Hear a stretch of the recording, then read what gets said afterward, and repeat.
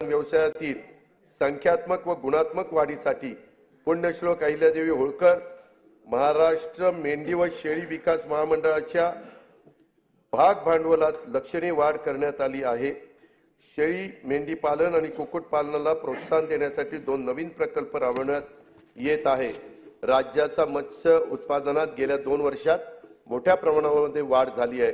मत्स्य बाजार स्थापना तसेच मासळी विक्री सुविधांच्यासाठी आवश्यक निधी उपलब्ध करून देण्यात येणार आहे। अटल बांबू समृद्धी योजनेतून 10,000 हेक्टर खासगी क्षेत्रावर बांबूंची लागवड करण्यात येणार आहे। त्यासाठी शेतकऱ्यांना बांबू रोपे तसेच इतर आवश्यक बाबींकरता प्रति रोपासाठी 175 रुपयाचे अनुदान देण्यात येणार आहे। राज्यातील पडीक जमिनीवर मोठ्या प्रमाणावर बांबूची लागवड करण्यात येणार आहे। नंदुरबार जिल्ह्यातील 1,20,000 रुपये क्षेत्रावर बांबूची लागवड करून या योजनेची सुरुवात करण्यात येणार आहे। वन्य प्राण्यांच्या हल्ल्यात जीवितहानी झाल्यास द्यावयाच्या नुकसान भरपाईच्या रकमेत 20 लाख रुपयावरून 25 लाख रुपये आणि त्यात कायमचं अपंगत्व आल्यास 5 लाख रुपयावरून 7.5 लाख रुपये, गंभीर जखमी झाल्यास 1.25 लाख रुपयावरून 5 लाख रुपये, किरकोळ जखमी झाल्यास 20,000 रुपयावरून 50,000 रुपये अशा प्रकारची वाढ करण्यात आली आहे। शेती पिकाच्या नुकसान भरपाई करता देय रकमेत कमाल मर्यादेत पहिली 25,000 रुपये होती, ती आता आम्ही 50,000 रुपये वाढ करतोय। पशुधन हानीच्या नुकसान भरपाईतही भरीव अशा प्रकारची वाढ करीत आहोत। विविध कारणांमुळे अपूर्ण राहिलेले सिंचन प्रकल्प पूर्ण करण्यासाठी गेल्या 2 वर्षापासून विशेष मोहीम राबवण्यात येत आहे। आतापर्यंत 108 प्रकल्पांना सुप्रमा देण्यात आलेली आहे। जयंत पाटील साहेब, 108 प्रकल्पांना आपल्या वेळेस काय पुढे जायचंच नाही। ते येत्या 2 वर्षात 61 प्रकल्प पूर्ण होणे अपेक्षित आहे। या प्रकल्पातून सुमारे 3,65,000 हेक्टर सिंचन क्षमता निर्माण होणार आहे।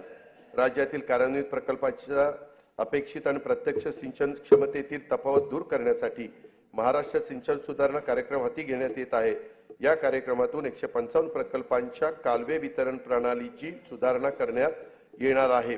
येत्या 3 वर्षात त्यामुळे सुमारे 4,28,000 हेक्टर वाढीव क्षेत्राला प्रत्यक्ष सिंचनाचा लाभ होणार आहे।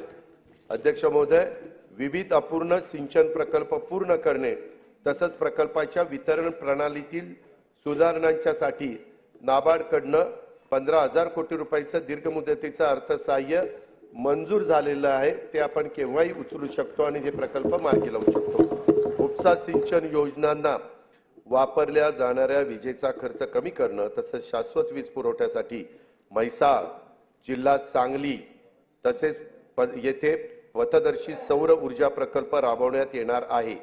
या प्रकल्पाची अंदाजित किंमत 1,594 कोटी रुपये असून त्याचा लाभ सांगली आणि सोलापूर जिल्ह्यातील सुमारे 75,000 शेतकरी कुटुंबांना होणार आहे। स्वच्छ व हरित ऊर्जेचे ध्येय साध्य करण्यासाठी सर्व शासकीय उपसा जलसिंचन योजना सौर ऊर्जीकरण करण्यात येणार आहे।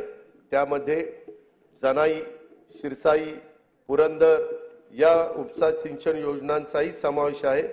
या योजनांच्यासाठी 4,200 कोटी रुपयाचा खर्च अपेक्षित आहे। विदर्भातील नागपूर, वर्धा, अमरावती, यवतमाळ, अकोला, बुलढाणा या जिल्ह्यातील 3,71,277 हेक्टर क्षेत्रात सिंचनाचा लाभ देण्यासाठी वैनगंगा नळगंगा नदीजोड प्रकल्पाद्वारे गोसी खुर्द प्रकल्पातून 62.57 टीएमसी पाणी वळवण्याचे नियोजन आहे। कोल्हापूर आणि सांगली जिल्ह्यातील पुरामुळे होणारी जीवित वैविध्य टाळावी आणि अतिरिक्त पाणी दुष्काळग्रस्त भागात वळवता यावे यासाठी जागतिक बँकेच्या सहाय्याने 3,200 कोटी रुपये किमतीचा महाराष्ट्राचा प्रतिसादक्षम विकास कार्यक्रम राबवण्यात येणार आहे।